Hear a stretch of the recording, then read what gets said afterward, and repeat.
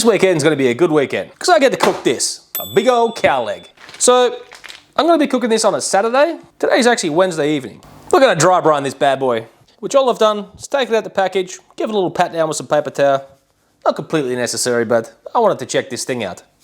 Now all we're gonna do is give it a healthy coating of salt all over it, because this is a ginormous piece of meat, and to get the seasoning on the inside, the only way to do that is by dry brining. The whole point of dry brining is to get the seasoning into the meat. As you can see, I've salted it on the outside.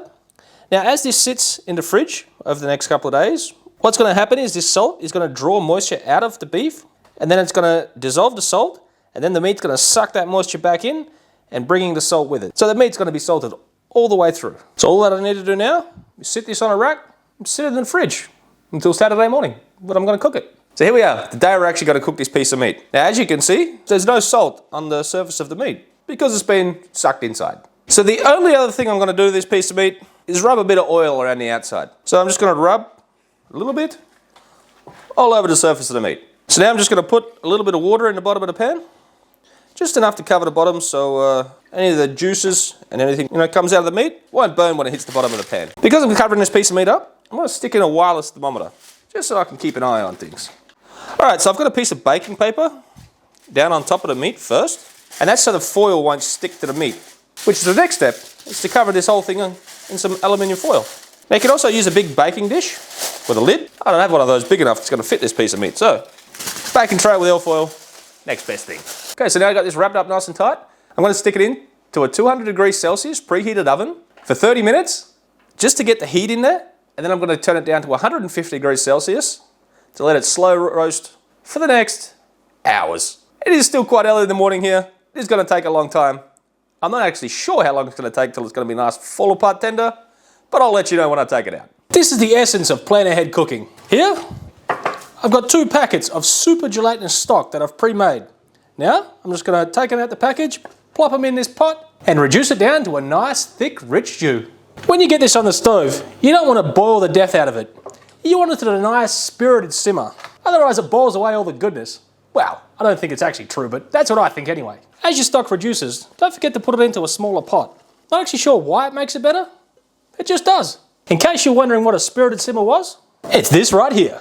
So my meat's been in there for 6.5 hours, and it's ready, because I know that, because I get a little fork, and I give it a little twist, and it's ready to shred apart. I don't want to shred it up completely. So I'm just going to put the baking paper back over, loosely put the foil back on, doesn't have to be tight. Now comes the most important part. Let the meat rest. If you planned ahead and this was cooked way quicker than you think, if you just wrap this up in foil, even put a towel around it, keep it in a warm spot, this will stay warm for hours, up to 2 or 3 hours. But if you're a little bit short on time, just let it rest as long as you can. It'll make it 10 times better. Okay, for the couscous, you're going to heat up some homemade beef stock. For the spicy couscous, we're going to start by roasting off some capsicums. So we'll throw these on the barbecue and get them all black.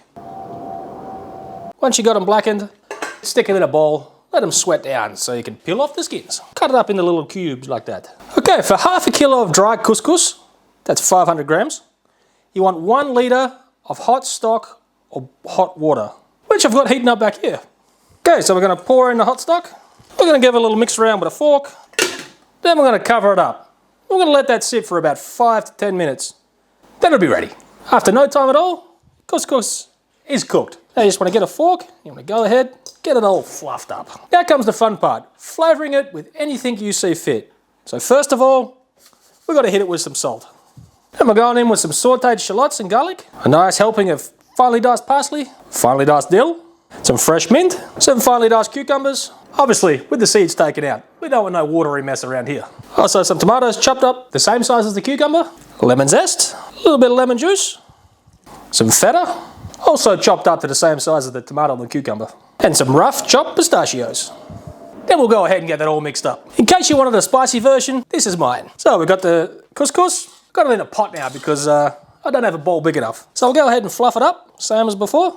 Hit it with some salt, the zest of a lemon, the juice of that lemon, some roasted capsicum, but we're going to drain off that juice before.